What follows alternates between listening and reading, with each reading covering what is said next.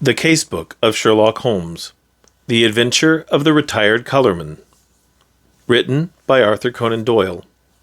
Narrated by George Willson. Sherlock Holmes was in a melancholy and philosophic mood that morning. His alert, practical nature was subject to such reactions. "Did you see him?" he asked. "You mean the old fellow who has just gone out?"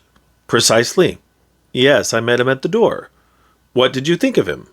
"A pathetic, futile, broken creature." "Exactly, Watson. Pathetic and futile. But is not all life pathetic and futile? Is not his story a microcosm of the whole?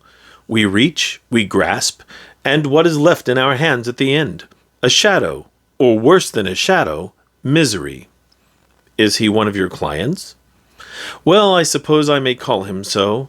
He has been sent on by the yard, just as medical men occasionally send their incurables to a quack. They argue that they can do nothing more, and that whatever happens on the patient can be no worse than he is." "What is the matter?" Holmes took a rather soiled card from the table. "Josiah Amberley.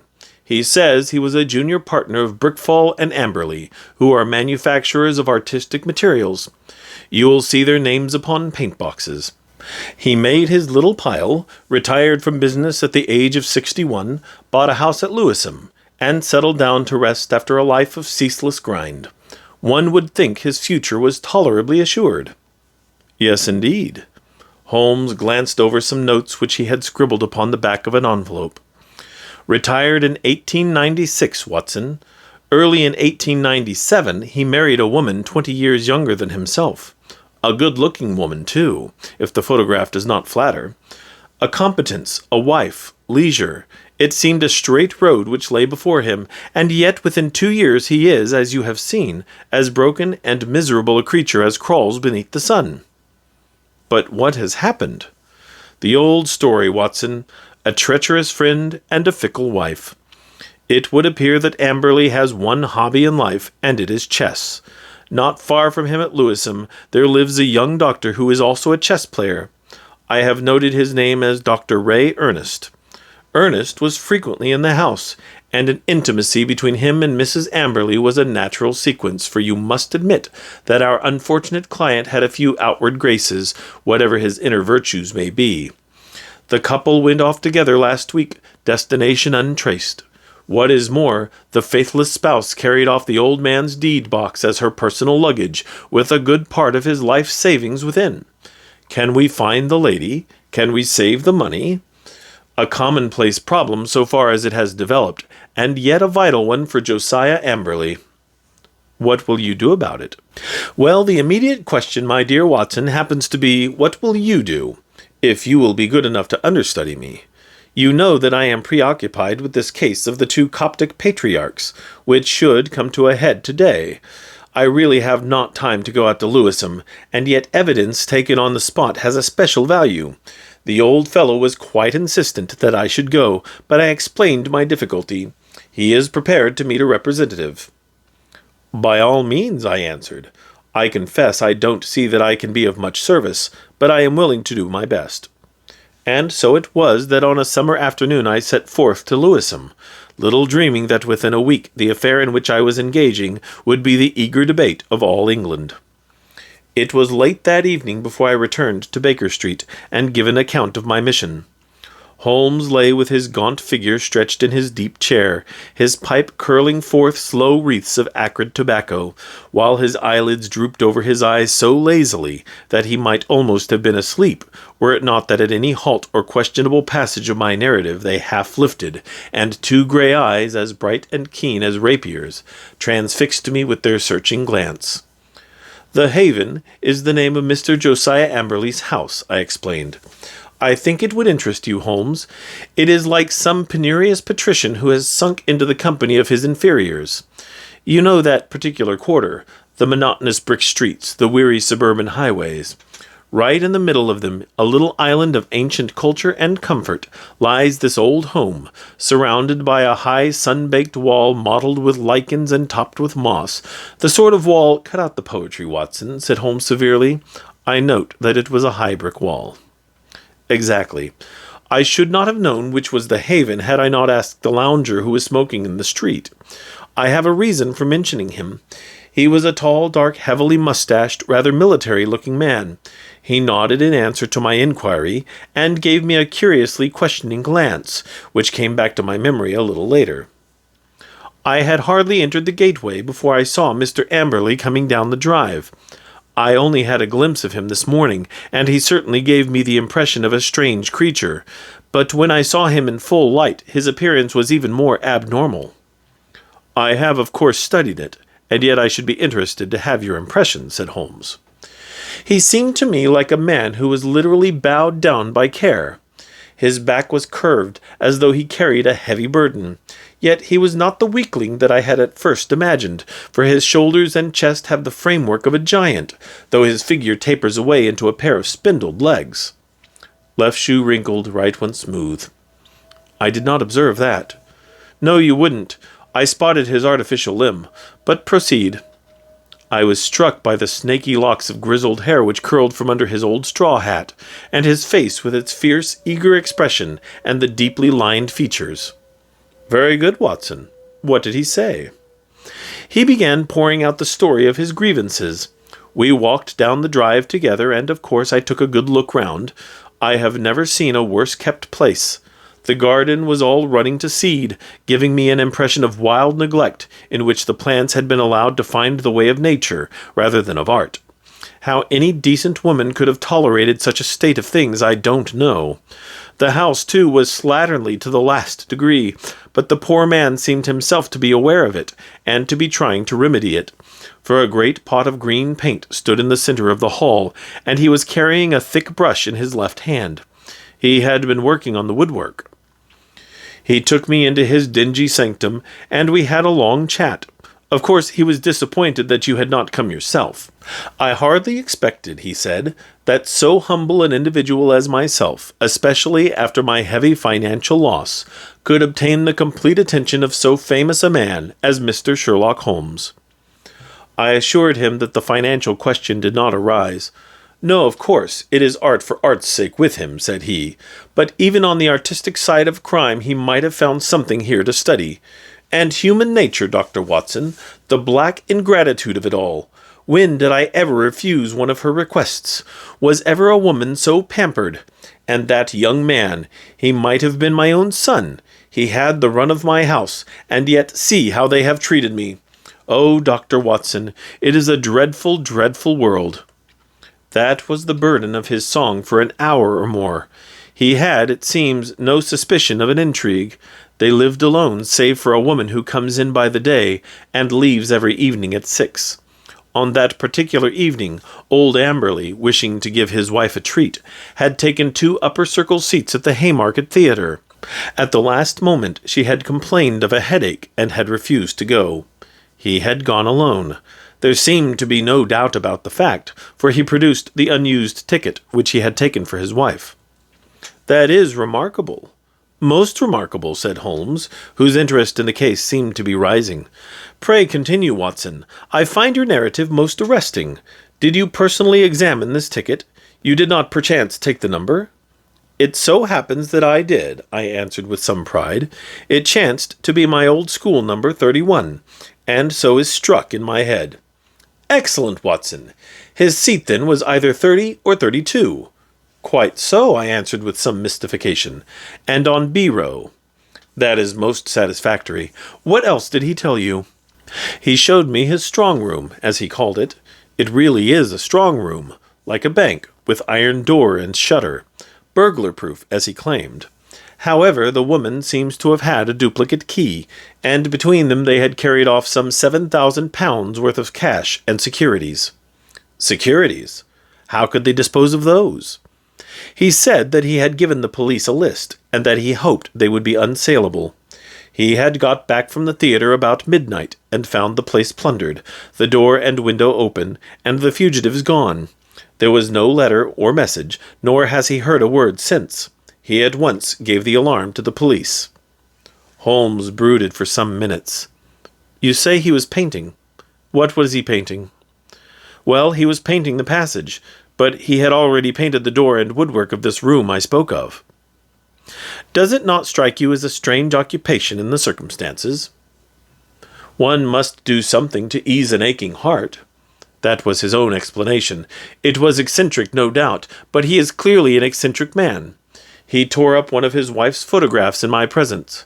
Tore it up furiously in a tempest of passion. I never wish to see her damned face again, he shrieked. Anything more, Watson?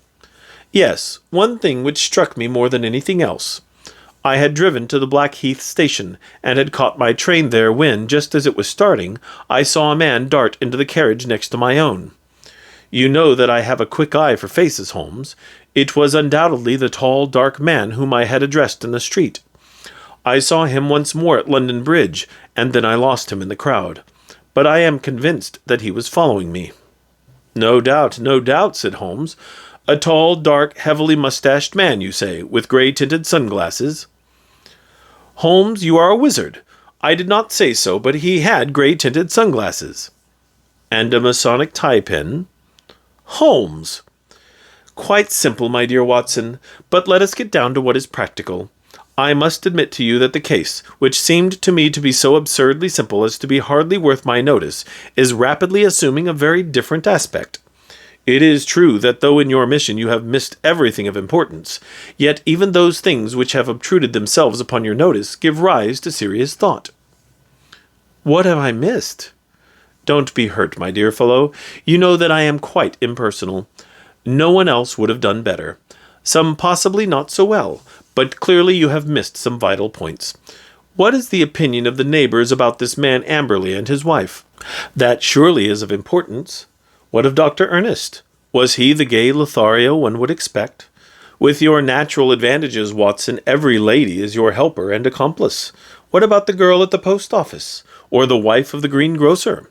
I can picture you whispering soft nothings with the young lady at the Blue Anchor, and receiving hard somethings in exchange. All this you have left undone. It can still be done. It has been done. Thanks to the telephone and the help of the yard, I can usually get my essentials without leaving this room. As a matter of fact, my information confirms the man's story. He has the local repute of being a miser as well as a harsh and exacting husband. That he had a large sum of money in that strong room of his is certain. So also is it that young Dr. Ernest, an unmarried man, played chess with Amberley, and probably played the fool with his wife. All this seems plain sailing, and one would think that there was no more to be said. And yet, where lies the difficulty? In my imagination, perhaps. Well, leave it there, Watson. Let us escape from this weary workaday world by the side door of music. Karina sings tonight at the Albert Hall, and we still have time to dress, dine, and enjoy. In the morning I was up betimes, but some toast crumbs and 2 empty eggshells told me that my companion was earlier still. I found a scribbled note upon the table. Dr. Watson, there are 1 or 2 points of contact which I should wish to establish with Mr. Josiah Amberley. When I have done so, we can dismiss the case. Or not.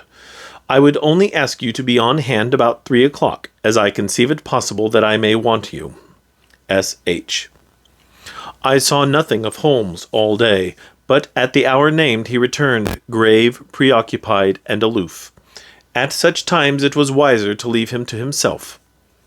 Has Amberley been here yet? No. Ah, I am expecting him. He was not disappointed, for presently the old fellow arrived with a very worried and puzzled expression upon his austere face. I've had a telegram, Mr. Holmes. I can make nothing of it. He handed it over, and Holmes read it aloud. Come at once without fail. Can give you information as to your recent loss. Elman, the vicarage. Dispatched at 2:10 from Little Purlington, said Holmes. Little Purlington is in Essex, I believe, not far from Frenton. Well, of course you will start at once. This is evidently from a responsible person, the vicar of the place. Where is my Crockford? Yes, here we have him. J.C. Elman, M.A., living of Moosemore, come Little Purlington. Look up the trains, Watson. There is one at 5:20 from Liverpool Street. Excellent. You had best go with him, Watson. He may need help or advice. Clearly we have come to a crisis in this affair. But our client seemed by no means eager to start. "It's perfectly absurd, Mr. Holmes," he said. "What can this man possibly know of what has occurred? It is waste of time and money." "He would not have telegraphed to you if he did not know something. Wire at once that you are coming." "I don't think I shall go." Holmes assumed his sternest aspect. "It would make the worst possible impression both on the police and upon myself, Mr. Amberley, if when so obvious a clue arose you should refuse to follow it up. We should feel that you were not really in earnest in this investigation." Our client seemed horrified at the suggestion. "Why, of course I shall go, if you look at it in that way," said he. "On the face of it, it seems absurd to suppose that this parson knows anything. But if you think—" "I do think," said Holmes with emphasis. And so we were launched upon our journey. Holmes took me aside before we left the room and gave me one word of counsel, which showed that he considered the matter to be of importance. "Whatever you do, see that he really does go," said he. "Should he break away or return, get to the nearest telephone exchange, and send the single word, 'bolted.' I will arrange here that it shall reach me wherever I am." Little Purlington is not an easy place to reach, for it is on a branch line. My remembrance of the journey is not a pleasant one, for the weather was hot, the train slow, and my companion sullen and silent, hardly talking at all save to make an occasional sardonic remark as to the futility of our proceedings. When we at last reached the little station, it was a 2-mile drive before we came to the vicarage, where a big, solemn, rather pompous clergyman received us in his study. Our telegram lay before him. "Well, gentlemen," he asked, "what can I do for you?" "We came," I explained, "in answer to your wire." "My wire? I sent no wire." "I mean the wire which you sent to Mr. Josiah Amberley about his wife and his money." "If this is a joke, sir, it is a very questionable one," said the vicar angrily. "I have never heard of the gentleman you name, and I have not sent a wire to anyone." Our client and I looked at each other in amazement. "Perhaps there is some mistake," said I. "Are there perhaps 2 vicarages? Here is the wire itself, signed Ellman, and dated from the vicarage." "There is only one vicarage, sir, and only one vicar, and this wire is a scandalous forgery, the origin of which shall certainly be investigated by the police. Meanwhile, I can see no possible object in prolonging this interview." So Mr. Amberley and I found ourselves on the roadside, in what seemed to me to be the most primitive village in England. We made for the telegraph office, but it was already closed. There was a telephone, however, at the little railway arms, and by it I got into touch with Holmes, who shared in our amazement at the result of our journey. "Most singular," said the distant voice, "most remarkable. I much fear, my dear Watson, that there is no return train tonight. I have unwittingly condemned you to the horrors of a country inn. However, there is always nature, Watson, nature and Josiah Amberley. You can be in close commune with both." I heard his dry chuckle as he turned away. It was soon apparent to me that my companion's reputation as a miser was not undeserved. He had grumbled at the expense of the journey, had insisted upon travelling 3rd class, and was now clamorous in his objections to the hotel bill.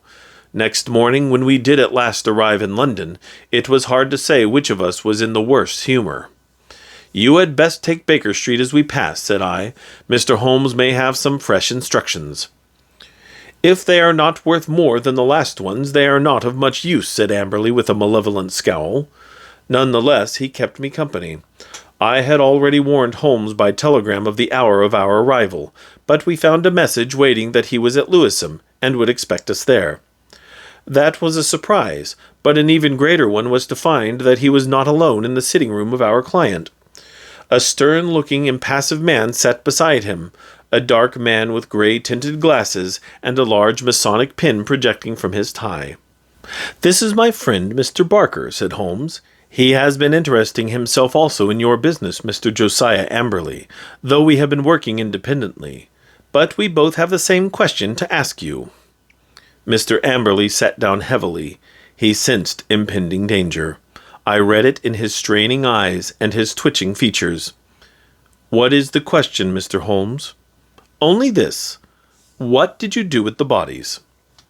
The man sprang to his feet with a hoarse scream. He clawed into the air with his bony hands. His mouth was open, and for the instant he looked like some horrible bird of prey. In a flash we got a glimpse of the real Josiah Amberley, a misshapen demon with a soul as distorted as his body. As he fell back into his chair, he clapped his hand to his lips, as if to stifle a cough. Holmes sprang at his throat like a tiger and twisted his face towards the ground. A white pellet fell from between his gasping lips. "No shortcuts, Josiah Amberley. Things must be done decently and in order. What about it, Barker?" "I have a cab at the door," said our taciturn companion. "It is only a few 100 yards to the station. We will go together. You can stay here, Watson. I shall be back within half an hour." The old Colourman had the strength of a lion in that great trunk of his, but he was helpless in the hands of the two experienced manhandlers. Wriggling and twisting, he was dragged to the waiting cab, and I was left to my solitary vigil in the ill-omened house. In less time than he had named, however, Holmes was back, in company with a smart young police inspector. "I've left Barker to look after the formalities," said Holmes. "You had not met Barker, Watson. He is my hated rival upon the Surrey shore. When you said a tall, dark man, it was not difficult for me to complete the picture. He has several good cases to his credit, has he not, Inspector?" "He has certainly interfered several times," the inspector answered with reserve. "His methods are irregular, no doubt, like my own. The irregulars are useful sometimes, you know. You, for example, with your compulsory warning about whatever he said being used against him, could never have bluffed this rascal into what is virtually a confession." "Perhaps not, but we get there all the same, Mr. Holmes. Don't imagine that we had not formed our own views of this case, and that we would not have laid our hands on our man. You will excuse us for feeling sore when you jump in with methods which we cannot use, and so rob us of the credit." "There shall be no such robbery, Mackinnon. I assure you that I efface myself from now onward, and as to Barker, he has done nothing save what I told him." The inspector seemed considerably relieved. "That is very handsome of you, Mr. Holmes. Praise or blame can matter little to you, but it is very different to us when the newspapers begin to ask questions." "Quite so, but they are pretty sure to ask questions anyhow, so it would be as well to have answers. What will you say, for example, when the intelligent and enterprising reporter asks you what the exact points were which aroused your suspicion, and finally gave you a certain conviction as to the real facts?" The inspector looked puzzled. "We don't seem to have got any real facts yet, Mr. Holmes. You say that the prisoner, in the presence of 3 witnesses, practically confessed by trying to commit suicide, that he had murdered his wife and her lover. What other facts have you?" "Have you arranged for a search?" "There are 3 constables on their way." "Then you will soon get the clearest fact of all. The bodies cannot be far away. Try the cellars and the garden. It should not take long to dig up the likely places. This house is older than the water pipes. There must be a disused well somewhere. Try your luck there." "But how did you know of it? And how was it done?" "I'll show you first how it was done, and then I will give the explanation which is due to you, and even more to my long-suffering friend here, who has been invaluable throughout. But first, I would give you an insight into this man's mentality. It is a very unusual one, so much so that I think his destination is more likely to be Broadmoor than the scaffold. He has, to a high degree, the sort of mind which one associates with the medieval Italian nature, rather than with the modern Briton. He was a miserable miser who made his wife so wretched by his niggardly ways that she was a ready prey for any adventurer. Such a one came upon the scene in the person of this chess-playing doctor. Amberley excelled at chess, one mark, Watson, of a scheming mind. Like all misers, he was a jealous man, and his jealousy became a frantic mania. Rightly or wrongly, he suspected an intrigue. He determined to have his revenge, and he planned it with diabolical cleverness.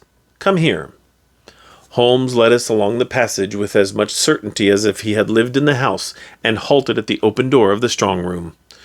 "Pooh! What an awful smell of paint!" cried the inspector. "That was our first clue," said Holmes. "You can thank Dr. Watson's observation for that, though he failed to draw the inference. It set my foot upon the trail. Why should this man at such a time be filling his house with strong odors? Obviously to cover some other smell which he wished to conceal, some guilty smell which would suggest suspicions. Then came the idea of a room such as you see here, with iron door and shutter, a hermetically sealed room. Put those two facts together, and whither do they lead? I could only determine that by examining the house myself. I was already certain that the case was serious, for I had examined the box-office chart at the Haymarket Theatre, another of Dr. Watson's bull's-eyes, and ascertained that neither B30 nor 31 of the upper circle had been occupied that night. Therefore Amberley had not been to the theatre, and his alibi fell to the ground.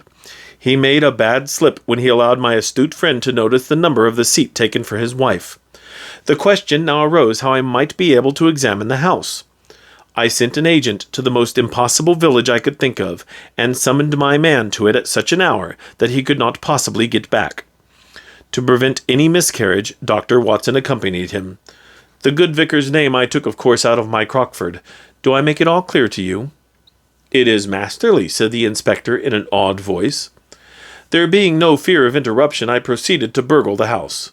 Burglary has always been an alternative profession had I cared to adopt it, and I have little doubt that I should have come to the front. Observe what I found. You see the gas pipe along the skirting here? Very good. It rises in the angle of the wall, and there is a tap here in the corner. The pipe runs out into the strong room, as you can see, and ends in that plaster rose in the center of the ceiling, where it is concealed by the ornamentation. That end is wide open.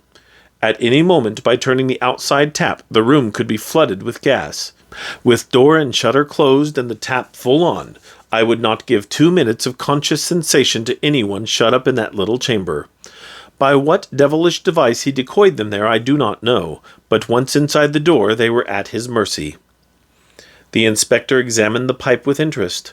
One of our officers mentioned the smell of gas, said he, but of course the window and door were open then, and the paint, or some of it, was already about. He had begun the work of painting the day before, according to his story. But what next, Mr. Holmes? Well, then came an incident, which was rather unexpected to myself. I was slipping through the pantry window in the early dawn when I felt a hand inside my collar, and a voice said, "Now, you rascal, what are you doing in there?"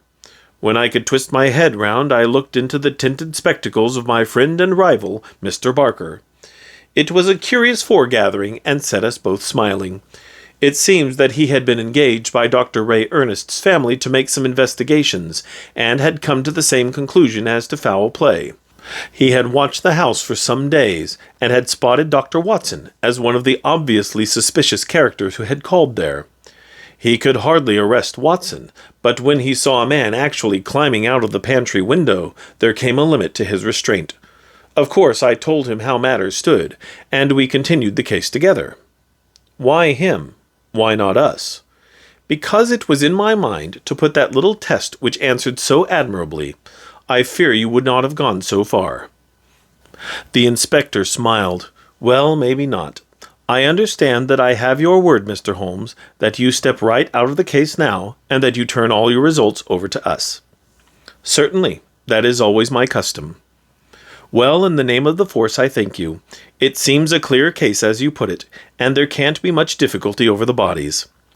I'll show you a grim little bit of evidence, said Holmes, and I am sure Amberley himself never observed it.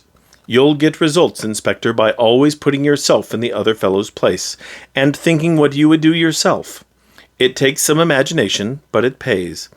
Now, we will suppose that you were shut up in this little room, had not 2 minutes to live, but wanted to get even with the fiend who was probably mocking at you from the other side of the door.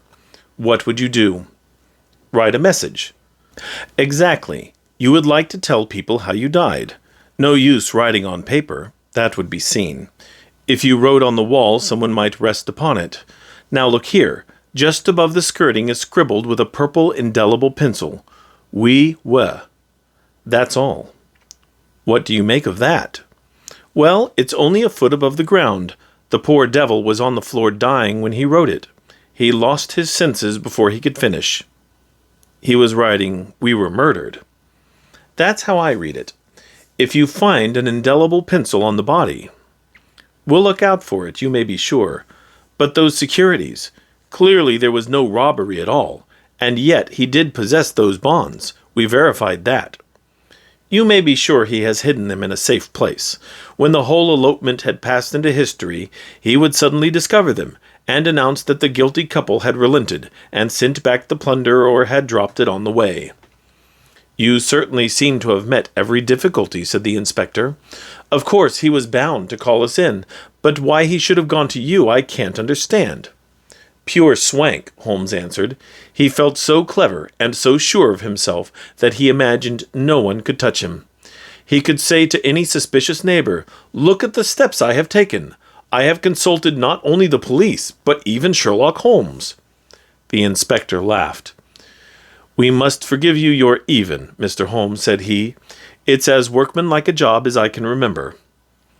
A couple of days later my friend tossed across to me a copy of the bi-weekly North Surrey Observer. Under a series of flaming headlines which began with "The Haven Horror" and ended with "Brilliant Police Investigation," there was a packed column of print which gave the first consecutive account of the affair. The concluding paragraph is typical of the whole. It ran thus: "The remarkable acumen by which Inspector Mackinnon deduced from the smell of paint that some other smell, that of gas, for example, might be concealed, the bold deduction that the strong room might also be the death chamber, and the subsequent inquiry which led to the discovery of the bodies in a disused well, cleverly concealed by a dog kennel, should live in the history of crime as a standing example of the intelligence of our professional detectives." "Well, well, Mackinnon is a good fellow," said Holmes with a tolerant smile. "You can file it in our archives, Watson. Some day the true story may be told." This has been the Casebook of Sherlock Holmes, The Adventure of the Retired Colourman. Written by Arthur Conan Doyle. Narrated by George Willson. Copyright 1926. Production copyright 2024 by George Willson.